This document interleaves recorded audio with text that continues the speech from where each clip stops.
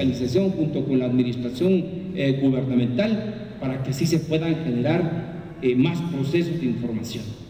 Lo segundo y muy importante es que en Guatemala no se debe de tolerar más la corrupción, ni aun cuando se diga aquella famosa frase: está robando pero está haciendo obra.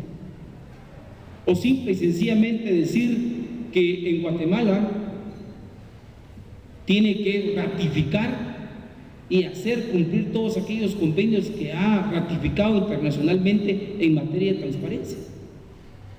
Son temas importantes que se tienen que ver y que el Honorable Congreso de la República tiene que hacer un análisis total del Código Penal sobre el apartado en la comisión o los delitos que cometen los servidores públicos en contra de la administración pública. Yo creo que con este tipo de temas podríamos frenar un poco la corrupción, porque la transparencia en sí es simple y sencillamente el generar confianza en el ámbito burocrático, en el ámbito que se le puede dar a toda la cosa pública.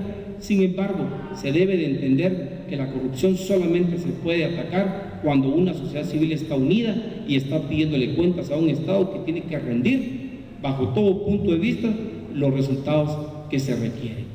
Existen dos tipos de transparencia, la activa y la pasiva. La activa cuando el mismo Estado genera la información a sus habitantes, y la pasiva cuando los habitantes le piden información a su Estado.